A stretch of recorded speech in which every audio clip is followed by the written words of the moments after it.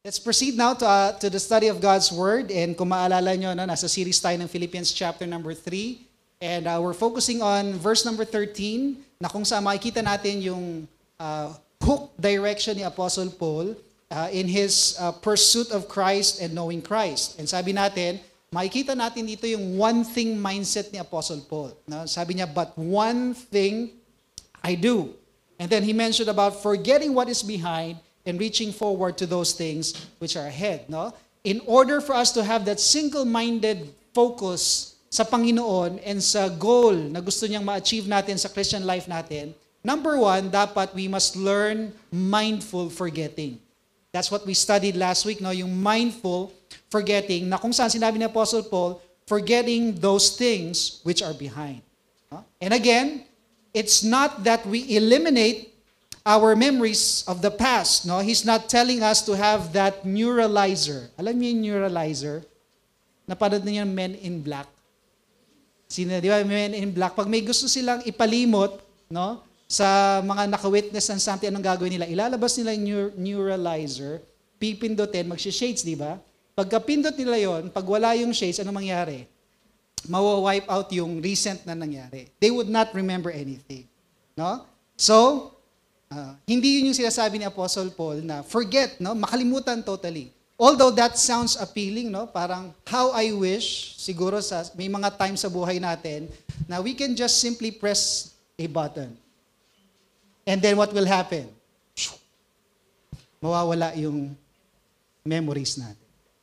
And you know what? I don't know if you've heard about this, no? This is probably what we're heading towards in the future. Kaya minsan nakikita natin sa movies, it's a preview of what's going to happen in the future. Have you heard about Starlink? Narinig niyo Starlink, di ba? Bakit may Starlink? Sino ang founder ng Starlink? Elon Musk. Yan. Hindi ako si Elon Musk. Okay? And ano yung purpose ng Starlink? For internet connection. Na kahit nasa malayo ka, nasa liblib ka, nasa bundok ka, you can connect via yung, anong tawag doon? Yung satellite or yung dish na meron ka. That's the purpose of Starlink. And bakit? Well, you've heard about Internet of Things, right? That they want to connect all things, no? Connected via the internet. So yung mga gadgets, yung mga appliances, lahat, connected lahat yan. Okay? Internet of Things. Now, how many of you have heard IOB? Hindi bangko yan, ha? IOB. Meron ba? Internet of Beings or Internet of Bodies. Have you heard about that? Okay. Neuralink. Okay? So that's what they're trying to do. They want to now connect human beings to what? Connected. And connected sa computer. Paano yun? Of course, may mga chips, no? So that they can monitor. Una, sasabihin nila. Kaya initially, yung mga Apple Watches nyo, di ba? Parang, yan, that's parang connecting the gadget towards your body. Ha? Pero darating yung time, and I think now, ginagawa na rin, no, that yung gadget na yun or yung chip would be inserted inside your body. Okay? Na kung saan, connected ka sa internet, so, darating yung point, yung neural link sa brain, that they would start to what? They can initially know what you're thinking, or probably sabi nila, they can suggest good things that you will think about. I've heard about, na parang may project or may ginagawa sila na parang magsasubscribe ka lang, tas habang natutulog ka, pwede mong piliin kung ano yung gusto mong mapanaginipan. So, kung gusto mong good memories, subscribe ka lang, pindutin mo lang. Tapos habang natutulog ka, yan yung i-feed sa mind. So they can feed something in your mind, and at the same time, they can probably what? Remove. No? So we're heading towards that. Which is, of course, a sign na malapit nang dumating ang ating Panginoon. So, could that be the mark of the beast? I don't know. No?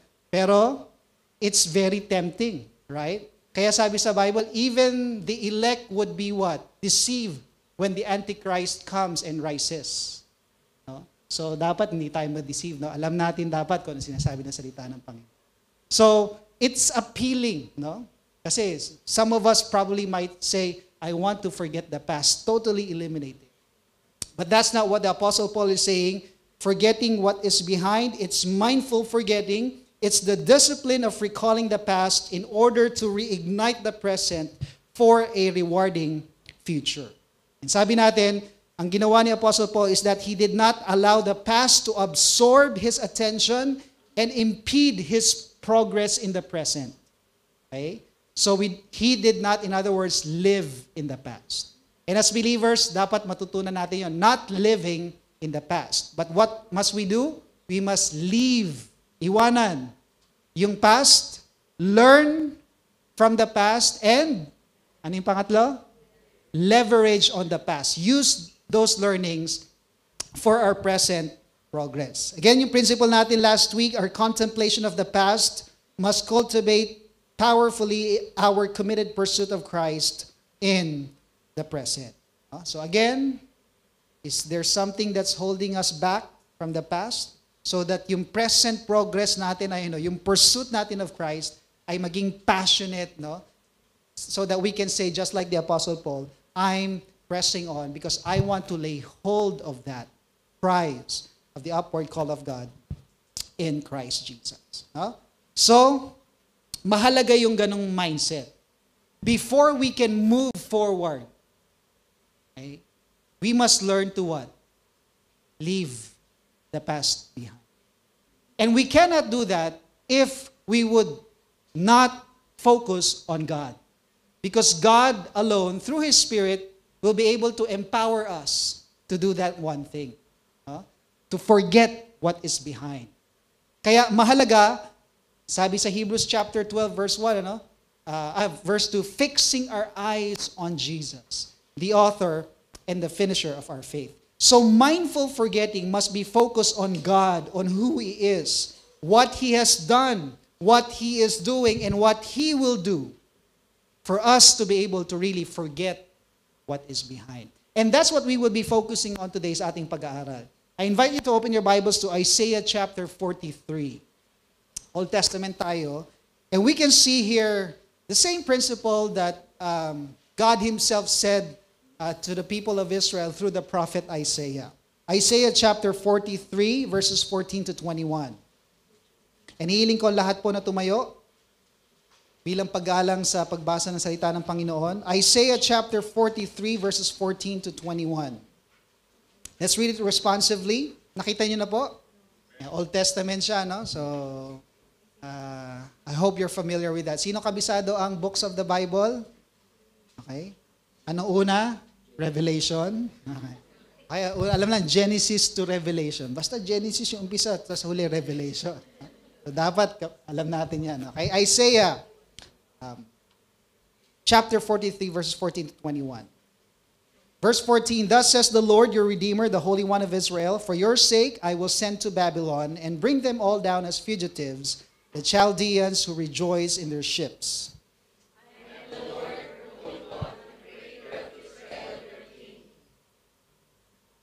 Thus says the Lord, who makes a way in the sea and a path through the mighty waters.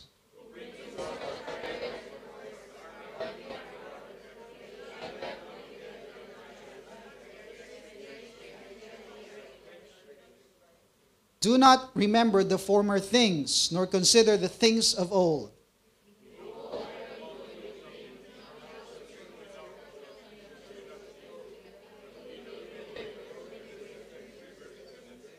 The beasts of the field will honor me, the jackals and the ostriches, because I give in the waters in the wilderness and rivers in the desert to give drink to my people, my chosen. Altogether, this people I have formed for myself, they shall declare my praise. May the Lord add blessing to the reading of His word. Lord, we once again commit ourselves to You as Your church, as we desire to know You more through Your word. We pray, Lord, that You would bless our time together. We pray, Lord, that You once again give us humble hearts and renew our minds, give us understanding so that Your word would speak to us and we would know your word, and we would be able to hide your words in our hearts. May your Spirit work powerfully in our midst, and we pray that you would not give space for the enemy to have anything to do with our time today, but your Spirit would just powerfully work, and you would be glorified even as we study your word. We commit our time to you. In Jesus' name we pray. Amen. Makapo na po tayo. Verse 18. Similar dun sa sinasabi ni Apostle Paul, forgetting what is behind and reaching forward to those things which are ahead. Sabi ng Panginoon, do not remember the former things, nor consider the things of old. So same idea. And ito yung titignan natin. And may tatlong bagay tayong i-consider sa ating pag-aaral ngayong umaga. First of all, again, let's look into the context of Isaiah chapter number 43. Of course, yung book of Isaiah was written by the prophet Isaiah, and it's an account of God's warning, number one, of judgment to the people of Israel if, of course, they will continue to rebel against Yahweh or against the God of Israel. And itong warnings na to na binigay sa Israel, you can see that from chapters 1 up to chapter 39, na kung saan yung fall ng Jerusalem under Babylon, okay, was mentioned specifically or prophesied in chapter number 39. Na God would use Babylon to capture Jerusalem, and the people of Jerusalem will be exiled to Babylon. No? So, andyan yung warning ng Panginoon through the prophet Isaiah. But in the midst of that warning of judgment, meron ding message of hope palagi ang Panginoon. May promise of hope ang Panginoon sa kanyang mga tao, okay? Because He is a covenant-keeping God, that even He would allow them to go through this exile to Babylon as a form of, anong tawag doon? Discipline. Okay? Chastisement sa people of Israel, ay merong message of hope, no? That He is a covenant-keeping God, and He will fulfill His promises to His people. And makikita natin yan sa chapters 40 to 66. And doon natin makikita in chapter number 43. That's why, if you read and meditate on chapter number 43, Isaiah, it serves as a compelling reminder to the people of Israel and to us as well that of God's ceaseless love, His unfailing promises, and of course, His sovereignty over all things and all the circumstances. So even in the midst of sufferings, even in the midst of adversities, God's redeeming promises are always true. He never fails to what? To fulfill His promises. And bilang anak ng Panginoon, dapat ganun din tayo, no? That especially in times of hardship, sufferings, and trial sa buhay natin, we should never forget that God is a covenant-keeping God. God is a promise-keeping God. And if we trust in Him and live by faith, no, He will fulfill His promises. Okay? That's why, titingnan natin ngayong umaga, ano yung promises ng Panginoon in relation to verse number 18? Kasi sabi dyan, related yan sa pinag-aaral natin sa Philippians chapter 3, sabi ng Panginoon, do not remember the former things nor consider the things of old. So that's the command here, primarily in verse number 18. Ito yung sinasabi niya sa people of Israel who will be exiled. Again, prophecy to ng Panginoon. So ibig sabihin, it will happen in the future. He's telling the people of Israel, this is what will happen to you in the future. You will be exiled to Babylon as a punishment because of your rebellion. I will allow that to happen, but at the same time, do not worry, do not fear, because I will redeem you. Okay? So, kaya sabi niya, related doon yung sinabi ng Panginoon, do not remember the former things, nor consider the things of old. Okay? Now, if you look at verse number 18, this is part of God's promise of restoration. Pag binasa niyo yung verses 14 to 21, and He's promising the people of Israel that though they will be exiled to Babylon, God will still deliver them and God will still restore them. No? And pag tinignan natin yung promise na to ng restoration ng Panginoon, napakaganda. Okay? Ng promise of restoration. That's why it's very encouraging for us to look into this. No? So when God said, do not remember the former things nor consider the things of old, ano kaya ang ibig sabihin ng Panginoon sa tingin niyo? No? Again, sinasabi ba ng Panginoon, kalimutan niyo ang nakaraan? Huwag niyong alalahanin ang nakaraan? Yung ba yung sinasabi ng Panginoon dito? Well, absolutely not. No? Because, as a matter of fact, kung titignan natin yung mga passages sa Old Testament, God would always remind the people of Israel of how He redeemed them from the land of Egypt.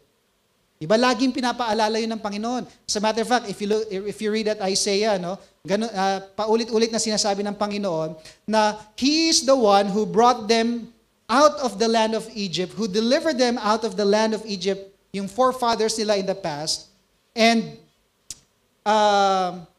God wants them to never forget that. Dapat, they should remember who God is and what He has done for them in the land of Egypt. No? So when the Lord mentioned the former things or the old things, actually, He was referring to the times na kung saan yun yung ginawa ng Panginoon sa people of Israel. No? Nung ang Panginoon ay ni-redeem ang Israel from the land of Egypt. Okay? Yun yung nire-refer dito ng Panginoon. Pero, kung sinabi ng Panginoon, do not remember those things or remember those things, bakit kaya sinabi ng Panginoon dito sa verse 18, do not remember the former things, nor consider the things of old? Was He contradicting Himself? Sabi niya, remember. Okay, and then, don't remember. No? Of course, God is not contradicting Himself because He cannot contradict Himself. No?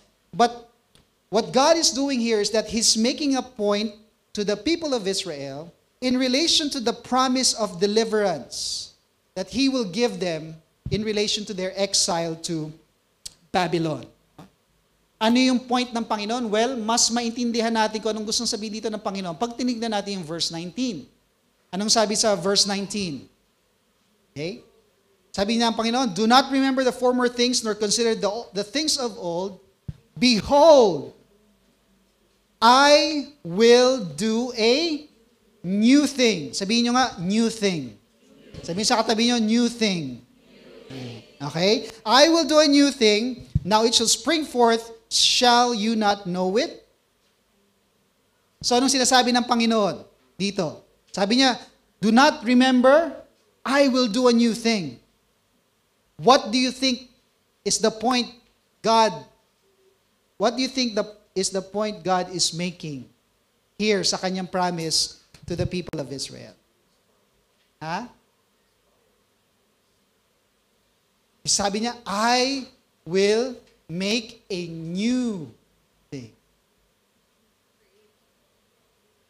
Alam niyo, ganito sinasabi ng Panginoon sa promise na to. Sinasabi niya, as much as you have seen a great and mighty thing when I redeemed your forefathers from Egypt, as much as that is great and you have seen my greatness, my power in that deliverance.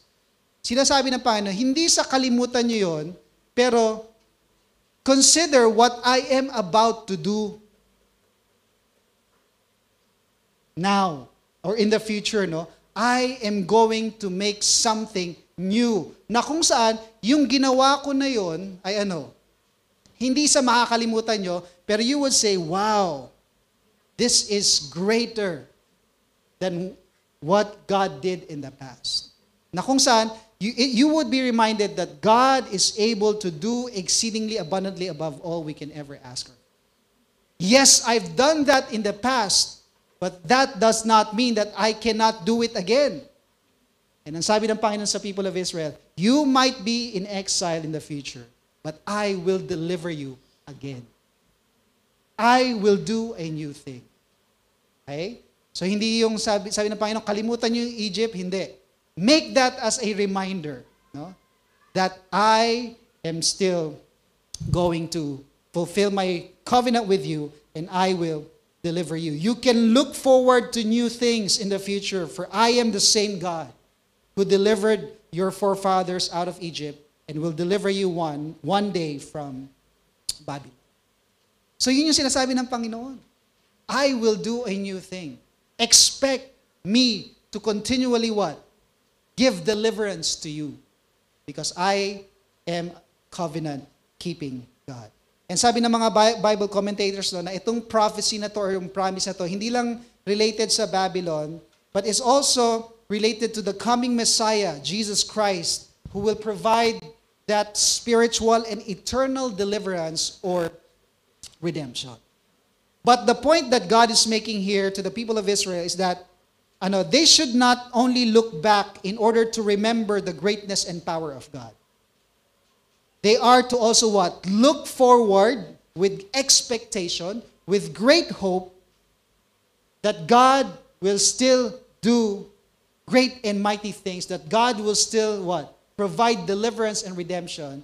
Because again, God is a covenant-keeping God, and He will continue to show Himself, His greatness, His power to His people and to the world. In other words, what God was saying, expect great things. As you remember, look back, you reflect on the great things that I have done. Now, do not remember the former things, nor consider the old things. In other words, God is saying, yes, that's great, but don't let that just be a remembrance. I am about to do something new. Expect greater things from God because He said, I will do a new thing. And if we would relate this to the statement of the Apostle Paul, forgetting those things which are behind, God is saying to us in the same way, I will do a new thing. I will do a new thing. In other words, God is not finished with us yet. That's why we should not live in the past. No? We should not live in the past because He is in the business of what? Doing something new. He is continuously revealing Himself to us, and He's going to do great and mighty things in us and through us if we learn to what? Forget the past, leave the past behind, and reaching forward to those things which are ahead. Okay? But God cannot do this unless what? We leave the past, we learn from the past, and we leverage on the past. Right? God cannot do a new thing in our lives if we keep holding on to the past. If we keep living in the past. He cannot do that new thing. Kaya, inutos ng Panginoon sa verse 18, do not remember the former things nor consider the things of old. Or in the words of the Apostle Paul, forget what is. Do not live in the past. We must let go of these things and start expecting great or greater things from God. Amen? New things, greater things from God. Alala niyo yung famous quote ni William Curry? Pinsan ni Jim. Pinsan ba ni Jim? He's a missionary, no? William Curry, famous quote niya, sabi niya, basahin natin sabay-sabay, ready, begin.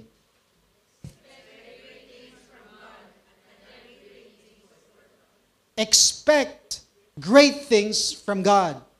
Attempt great things for God. We cannot expect great things from God if we keep living in the past. The past will prevent us from what? Expecting great things from God. Kaya sabi ni Apostle Paul, forget what is behind. Sabi ng Panginoon, do not remember the former things nor consider the things of old. Bakit? I am going to do something new. Okay? So, expect great things from God. That's why, as believers, we are called to what? Live by by faith. Sabihin mo sa katabi mo, live by faith. Okay? Mahalaga yan, no? As believers, we are to live by faith and not by sight. Anong ibig sabihin ng living by faith? Putting our trust, our confidence in God on a daily basis, trusting Him and obeying Him no matter what circumstance we are in. That's faith. Okay? It means na nakafocus tayo sa ating Panginoon. And when we're focused on God, not on ourselves, not on our past, not on our current situation, what will happen? Yung sinabi ni Jim Curry, ni William Curry, then we would start to what? Expect great things from God. When you live by faith, you will expect great things from God. And when we expect great things from God, what will we do? We will attempt great things for God. Amen? Bakit? Kasi pag nakafocus tayo sa Panginoon, alam natin, God, ang sabi sa Ephesians chapter 3:20, God is able to do exceedingly abundantly above all we can ever ask or think. God cannot be limited by our resources. God cannot be limited by our what? Talents or whatever, no? We cannot limit God. He's all-powerful. Amen? That's why, if we think that, parang ang hirap i-give up ng past, well, just let it go. Don't hold it back anymore. Napapakanta na naman ako. This is why, as believers, mahalaga, we must live by faith. Which means, if we're not living by faith, we are living in the past. If we're not living by faith, we are living in the past. And you know what's the reason why sometimes many Christians live in the past, cannot leave the past? It's because of the sin of pride. If you look into the root cause of it, it's pride. There are those who live in what? Self-pity sa present. Bakit? Because of the past. Someone said, self-pity is a response of pride to the suffering in the past. Hardships na na-experience mo, so you have that self-pity. Pero it's a form of what? Pride. On the other hand, those who live in boasting, yung glory ng past, sabi, boasting is the response of pride to what? To success. So it's both good and bad, no? May response, hindi maiwanan yung glories, yung success na nakaraan. That's still pride. Okay? So we can see that the root cause of living in the past is the sin of what? Pride. And we know that pride is dangerous. Maraming sinasabi ang salita ng Panginoon patungkol sa pride. Pero sabi sa James chapter 4 verse 6, di ba? God opposes the proud. God hates the proud. God hates pride. Fried chicken, pwede pa siguro, no? Pero depende sa mantikang ginamit pang prito, no? Baka 10 ulit na. Pero pride, a proud heart, God opposes that. Oppose, ha? Ayaw ng Panginoon. Pero when we humble ourselves before God, what happens? He gives grace to the humble. As a matter of fact, sabi doon, He gives more grace. That's why, mahalaga na we humble ourselves before God, surrender the past to Him, no, and live by faith on a daily basis. When I say daily basis, araw-araw. It's a daily walk of faith. Every day is a new day. Every day we have different challenges that we face in life. No? So, it's a constant walk of faith. Someone said, all self-exaltation is a re-crucifixion of Christ because He died to kill pride. So if we still live in the past and there's pride, parang paulit-ulit daw nating parang pinapako natin ng Panginoon. Kasi that's what He died for eh. So if we cannot let go of it and keep on holding it, parang paulit-ulit natin pinapako ang Panginoon. Every boast, therefore, mocks the suffering of Jesus. And I end on this, every humble attitude, every humble act of faith glorifies the grace of God in Christ. Humble act of faith. That's why living by faith is what? Humbling ourselves before God. Saying, Lord, I cannot do anything apart from you. I know that I'm helpless without you. So I'm trusting you and I'm obeying you. Because I know your will is always the best. Even though sometimes or many times I don't agree with it or I seem to not understand your purposes, still I choose to trust and obey you. That's faith. Okay? That's faith. So, as believers, when we humbly surrender the past to the Lord and trust Him in the present, choosing to obey Him and follow Him, even though we're hurting or we're living in fear or we're stuck because of the past, again, that's a humble act of faith. Faith, therefore, is not focused on ourselves, but faith is focused on God. Faith is focused on God. And that is why, dito sa Isaiah chapter 43, kung babalikan natin, ay may ilang characteristics ng Panginoon na makikita natin dito as we focus on God and fix our eyes on Him so that we can not remember the former things nor consider the things of old and expect God to do new things in our life. No? So, ano yung mga characteristics or character na makikita natin dito ng Panginoon as we live by faith? 3 things. Number 1, God is our rescuer. God is our rescuer. Sinabi ng Panginoon sa people of Israel to assure them regarding the greater deliverance that He would do in the future. He reminded them of how He delivered their forefathers from Egypt. Verse 16, sabi ng Panginoon, God made a what? A way in the sea and a path through the mighty waters. Ano sa tingin niyo yung tinutukoy ng Panginoon dito? Ang sabi dyan, ano? Made a way in the sea and a path through the mighty waters. Ano yung tinutukoy ng Panginoon dyan? Yung incident sa Red Sea. Na kung saan yung mighty waters, anong ginawa ng Panginoon? Hinati niya. Hating-hati. Daig pa yung hati ng buhok, no? Yung talagang hating-hati talaga. And the people of Israel walked on dry land. God made a path in the midst of that sea. So He's reminding the people of Israel, I did this in the past. I allowed your forefathers to walk on dry land, no? And at the same time, when you look at verse 17, sabi doon, when they crossed, anong ginawa ko? Sabi niya, the Lord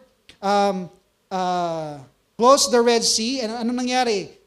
Na-extinguish yung chariot and horse and the army and the power of Pharaoh. Na kung saan Pharaoh and his armies was like a what? Was quenched like a wick, sabi dyan sa verse number 17. No? So sinasabi ng Panginoon sa people of Israel,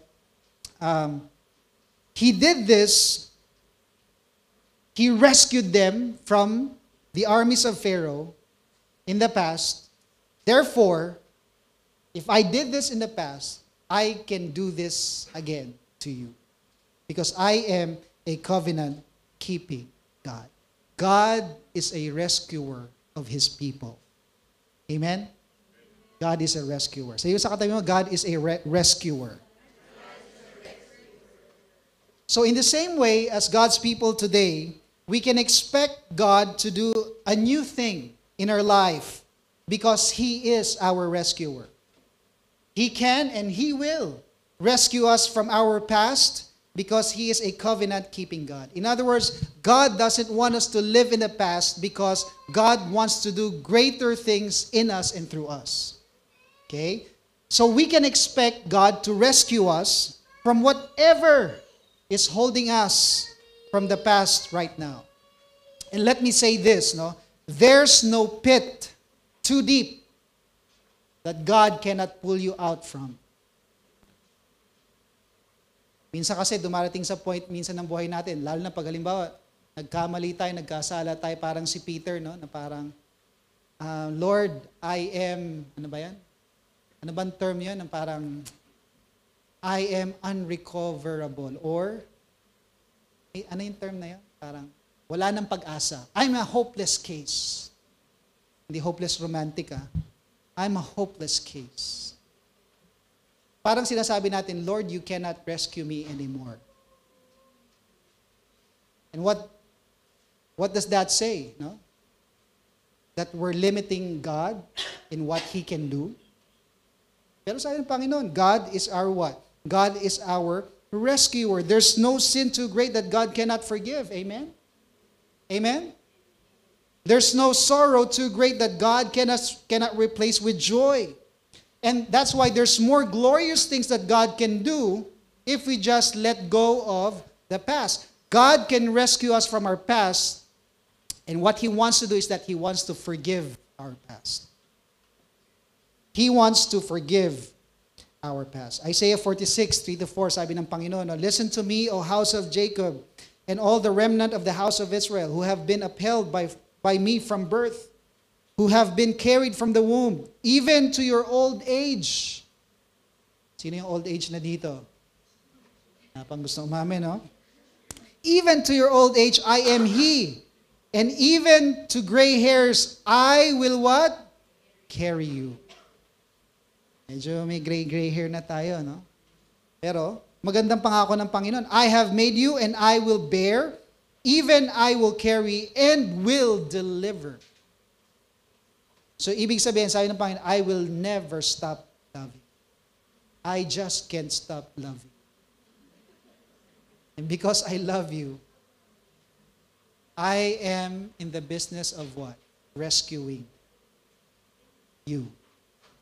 No matter how hard you fall, no matter how deep the pit might be, if you would say, Lord, help me, reach out, okay? Open your arms, hands, and say, Lord, I need you. Hold on to the Lord. He can and He will deliver us. Amen? God is a rescuer.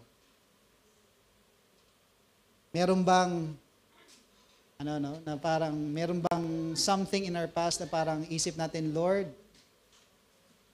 parang, hopeless na to. Parang, kaya mo ba akong iligtas sa sitwasyon na ganito? Well, nothing is impossible with God. Amen? God is a rescuer. Pangalawa, in line with that, God also is a what? Road maker. Hindi construction worker yan, ha? Okay? Road maker. Pag sinabi nating road maker, anong ibig sabihin yan? No?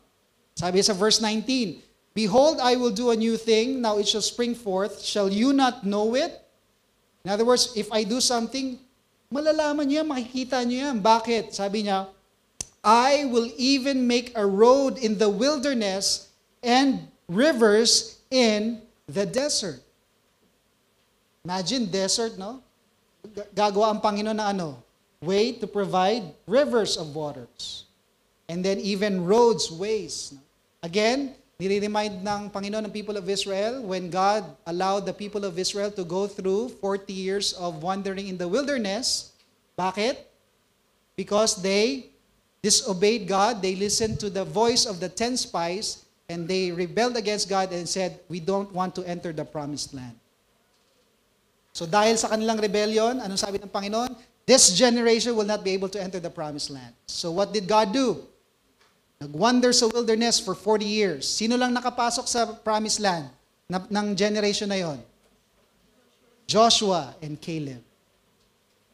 Kasi sila lang yung 2 spies na sabi, no, let's go in and take possession of the land. Okay? But the rest, they wandered in the wilderness. Yet, even though they wandered in the wilderness for 40 years because of their rebellion, anong ginawa ng Panginoon? God was still faithful to them. He provided manna by day. And what? Quails by night. Imagine, no? Sarap siguro ng buhay na pagising mo, may food na. Yeah? Kukunin mo na lang. Araw-araw, walang palya. Then sa gabi, pero dumating pa rin sa point, complain pa rin ang people of Israel. Lagi na lang mana, lagi na lang quail, wala na bang bago? E di adobohin mo, tapos sinigang, tapos pinapaitan, di ba? Iba-ibahin mo lang po tayo. No? So, complain pa rin. Diba? But despite their rebellion and unfaithfulness sa Panginoon, God was still faithful to them. He still made a way for them. No? He provided water and everything that they need in the wilderness. God is a road maker, o sabi nga ng isang kanta, He is a way maker.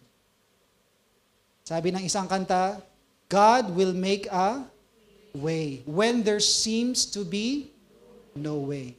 He works in ways we cannot see. He will make a way for me. Bisado niyo pa, ano sunod? He will be my guide. Hindi nyo alam na, Pero yung yung kanta na pa, nang ma-inlove ako, kabisado nyo, Yeah? So God will what? God will make a way. So that in times that we think that there's no more hope and there's no way out from our past, God will make a way. God can make a way. As a matter of fact, mas gusto ng Panginoon yun. Yung dumating sa point na para akala natin imposible na, mas gusto yun ng Panginoon kasi marirealize natin na wala talaga tayong kayang gawin and we completely surrender it sa Panginoon, and that's when He would what?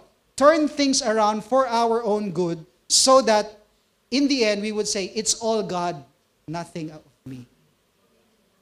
And what will happen? He will get all the glory. Amen? And that's faith. That's faith. No? God will make it happen. God can make it happen. Because He is a what? Road maker. Amen? Someone said, fortunately in God's economy, getting to the end of ourselves is the beginning of hope. Doon lang magkakaroon ng pag-asa. The moment we realize, I give up. Lord, I surrender it to you. Ikaw nang bahala. Bahala ka sa hindi. I surrender it to you, Lord. Your will be done. Okay? That's the beginning of what? Hope. Jesus said, blessed are the poor in spirit, meaning that when we realize we have no more resources, we're ready to ask God for Him. Minsan kasi kala natin, kaya natin. Kaya minsan, Lord, sige, alam ko nandiyan ka lang naman Pero subukan kong gawa ng paraan. Nasa Diyos ang awa, nasa tao ang gawa. Totoo naman, Pero minsan, ang nangyayari is what? Pride na. Kaya ko to, Lord, kahit wala ka. Pero ano yung faith? Lord, hindi ko alam kung anong gagawin.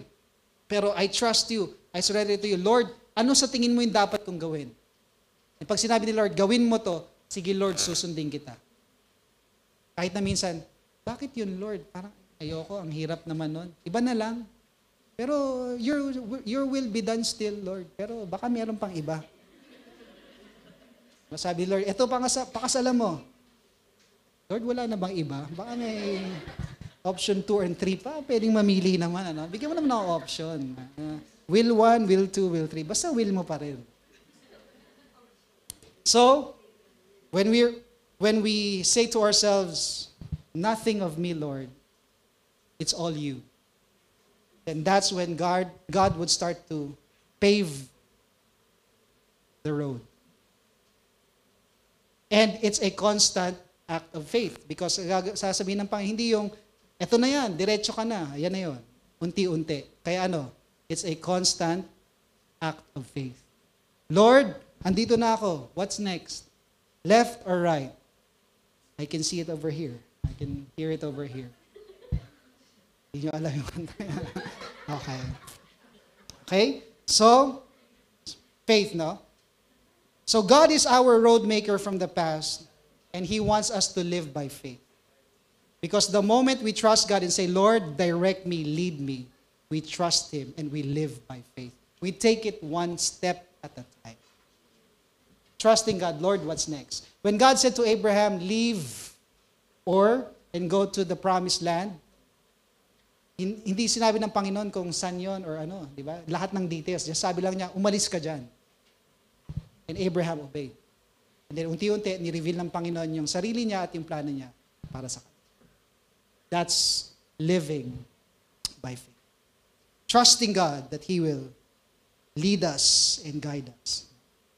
May mga times sa buhay natin, of course, hindi natin alam, Lord, what's next? What will I do in my career in the next 5 years, in my love life, in the next 10 years? Padating ka na, Lord eh. Okay? So, gusto ko malaman. No? At ibang aspect ng buhay natin. No? Lord, my family, my plans. Pero, it's good to have plans, no? But again, we entrust it to the Lord and we walk by faith on a daily basis. Pag sinabi ni Lord, hindi yan yung gusto kong tahakin mo. Dito ka. We must be willing to let go and say, Lord, okay, if you say so, dito ako pupunta. Okay? Because He is a road maker. He will always lead us into paths of righteousness, sabi doon, for His name's sake. Psalm 20. Okay. So God is our rescuer. God is our road maker. And lastly, He is our restorer. God is our restorer. He will do a new thing. In other words, He wants us not just to leave the past behind, but He wants to live us by faith in the present so that we can start expecting great things from God and attempt great things for God. Na kung saan darating yung point sa Christian life natin na ulit gagamitin tayo ng Panginoon. Okay? For His what? For His glory. And that's the desire of God. God rescues us and He provides a road for us so that He can restore us. And yung ibig sabihin ng restoration ay yung completely magamit ulit ng Panginoon. Just like Peter. When God restored Peter, anong nangyari? Uli, bumalik siya sa kanyang pagmamahal at paglilingkod sa Panginoon, and God did amazing things in Peter's life and through Peter's life. So God is our Redeemer. Kaya sinabi niya, He is our Redeemer. Verse number 14. Hindi lang Redeemer sa eternal death, eternal damnation, but even sa ating earthly dilemmas dito sa ating Christian life. And it means that God wants you and I again to be fruitful in our Christian life. Okay? He wants to restore us to fruitfulness in Christ Jesus. Amen? Tignan mo yung katabi mo. Sabi mo, God wants you to be fruitful. May fruit ba? Yan ang gusto ng Panginoon. Kaya sabi sa John 15, we must abide in Christ so that we would not just bear fruit, much fruit, pero ang gusto ng Panginoon ay more. More and then much fruit. Okay? That's what God wants and desires sa buhay natin, sa lahat sa atin. Okay? Gusto ng Panginoon, sa Tagalog, hitik ang bunga para sa Panginoon. Amen? Sabi mo, tanongin mo yung katabi mo, hitik ka ba? Baka iba yung masabi nyo, Yan ang gusto ng Panginoon. That's why He is in the business of what? Restoring us unto Himself. Okay? Redeeming us. No? Kasi may purpose ang Panginoon sa buhay ng bawat isa. Ayaw ng Panginoon na again, we're passive, or complacent, or decaying sa buhay natin bilang Christian. Ang gusto ng Panginoon, fruitful tayo sa Christian life. And we can never be fruitful unless we let God, we abide in Christ, we abide in the Lord, and again, leave the past behind so that we can expect great things from God and attempt great things. So, as we close, saan dapat ang focus natin? Sa Panginoon. because He is our Redeemer. Which means He will restore us. He will forgive. He will forgive our past. He will make a road for us if we live by faith, trusting the Lord on a daily basis. And restore us to fruitfulness. Na kung saan we're expecting great things from God and attempting great things for God. Gusto yan ng Panginoon. Because God is able to do exceedingly abundantly above all we can ever ask or think. This is our God. This is your God. This is my God. Kaya, why get stuck in the past? Diba? There's no reason for us to get stuck in the past. Do not live in the past. Why live a miserable Christian life in the present? We can live a life of forgiveness, a life of faith, and a life of what? Ano yung huli? Fruitfulness. Life of forgiveness, life of faith, and a life of fruitfulness. Amen? Someone said, what might God be pleased to do in our day if, confident in the victory of our reigning Christ, we expect great things and attempt great things? Imagine, no? What do you think God can do and will do if all of us live by faith? If all of us would expect great things from God. No? And all of us, because we are expecting great things from God, we are attempting great things for God. Imagine what God can do in us and through us. Amen? Again, it's not who we are. It's who God is. And in what God can do in us and through us. No? Amen? So, let go. Let go of the past. Do not remember the things of old. Because sabi ng Panginoon, I am about to do something. And I cannot do that new thing if you don't let go. Expect great things from God and attempt great things for God by faith. No? Great things because God is great. God is great. Let's pray. Our Heavenly Father, maraming salamat po sa paalala, encouragement, and reminder to us of who you really are.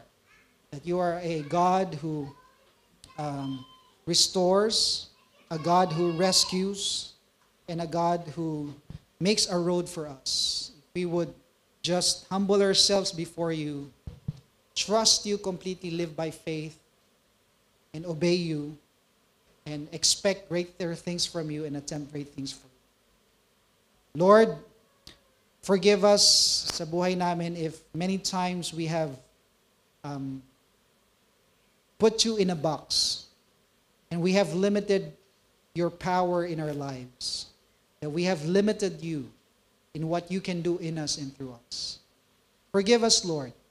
And ang dalahin ko po that you would just renew our hearts and our minds so that we would really be focused on you, who you are, and what you can do in us and through us.